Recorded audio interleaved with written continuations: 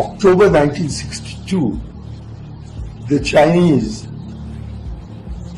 allegedly invaded India.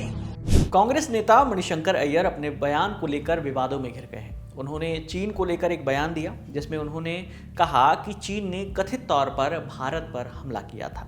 अपने बयान में कथित शब्द का इस्तेमाल उन पर भारी पड़ गया। इस बयान के चलते वो एक बार फिर अपने विरोधियों के निशाने पर हैं। एक बार फिर इसलिए क्योंकि इससे पहले भी वो पाकिस्तान को लेकर एक बयान के चलते खबरों में आए थे। दरअसल 28 मई को दिल्ली के फॉरेन कॉरेस्पॉन्डेंट क्लब में मणिशंकर अय्यर कल्लोल भट्टाचार्य की किताब नेहरूज फर्स्ट रिक्रूट के लॉन्च कार्यक्रम में पहुंचे थे, जहां उन्होंने 1962 युद्ध और नेहरू से जुड़ा एक किस्सा सुनाया। इसमें उन्होंने चीनी आक्रमण का जिक्र करते हुए कथित शब्द का इस्तेमाल किया। अय्यर ने क्या कुछ कहा, पहले आप वो सुनिए। I am honored to be here on the occasion of the release of this book on Nehru's first recruits, because I was literally Nehru's last recruit. The story, I believe, is worth sharing with you. In October 1962, the Chinese allegedly invaded India. On the day that Taiwan fell, the Foreign Service exams began in London. When they were over, I was the newspaper, I was prominent in the politics of Cambridge Union. And so the newspapers used to make references to me as being very left-wing, as being a communist. So after I had passed the Foreign Service exam, and I'd done rather well, if I may say so, I suddenly found that I was not getting any kind of admission letter. So I wrote to the Ministry of External Affairs saying I haven't received my joining letter, as it was called. And in reply, I got a telegram. I was still in Europe. I got a telegram saying, regret to inform you that you have been rejected from all services. And I immediately realized what it was about.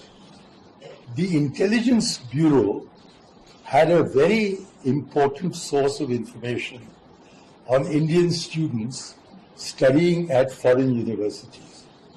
It was the newspapers, especially the yellow rags. And so the Intelligence Bureau, and I'm not quite sure why it's called that, because it seems to be the one quality they lack. They read these newspapers and came to the conclusion that as I was a communist, and as some people said that I had raised money for the Chinese, I wasn't able to raise money to eat my dinner. Manishankar Iyer के इस बयान को लेकर विरोधियों ने उन पर निशाना साधा है। बीजेपी आईटी सेल के प्रमुख अमित मालवीय ने उनके इस बयान को लेकर कहा कि नेहरू ने चीन के पक्ष में यूएनएससी में स्थायी सीट पर भारत के दावे को छोड़ दिया। राहुल गांधी ने एक गुप्त समझौते पर हस्ताक्षर किए। राजीव गांधी फाउंडेशन ने चीनी दूतावास से पैसे लिए। सोनिया गांधी की यूपीए ने चीनी सामानों के लिए भारतीय बाजार खोल दिया, जिससे एमएसएमई को नुकसान पहुंचा। और अब कांग्रेस नेता अय्यर चीनी आक्रमण को सही ठहराना चाहते हैं, जिसमें चीनियों ने 38,000 वर्ग किलोमीटर भारतीय क्षेत्र पर अवैध कब्जा कर लिया है। चीनियों के लिए कांग्रेस के प्यार को क्या समझा जाए। इस बयान को लेकर कांग्रेस के नेता जयराम रमेश ने प्रधानमंत्री पर निशाना साधा। उन्होंने कहा कि मणिशंकर अय्यर ने कथित आक्रमण शब्द का गलत इस्तेमाल करने के लिए बिना शर्त माफी मांगी है। उनकी उम्र को देखते हुए उन्हें छूट दी जानी चाहिए। कांग्रेस ने उनके इस बयान से खुद को अलग कर लिया है।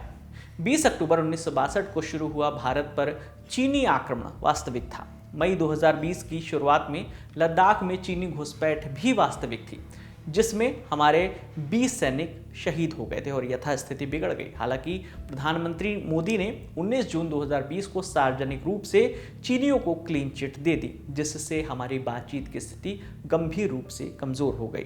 देपसांग और डेमचोक समेत 2000 वर्ग किलोमीटर का क्षेत्र भारतीय सैनिकों की पहुंच से बाहर है।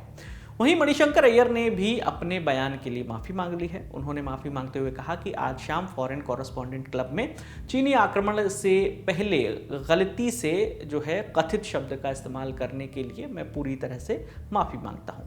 इससे पहले मणिशंकर अय्यर ने पाकिस्तान को लेकर एक विवादित बयान दिया था।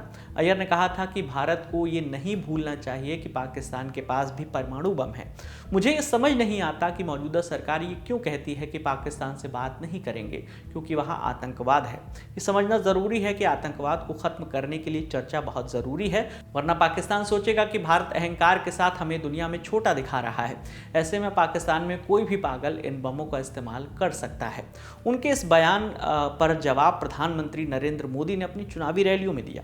प्रधानमंत्री मोदी ने बिहार के मुजफ्फरपुर में चुनावी जनसभा के दौरान कहा कि ये लोग इतने डरे हुए हैं कि इन्हें रात को सपने में भी पाकिस्तान का परमाणु बम दिखाई देता है। इंडी गठबंधन के नेताओं के कैसे बयान आ रहे हैं, कहते हैं कि पाकिस्तान ने चूड़ियां नहीं पहनी है। अरे भाई, पहना देंगे, उनको आटा भी चाहिए, बिजली भी नहीं है। अब हमको मालूम नहीं था कि उनके पास चूड़ियां भी नहीं है।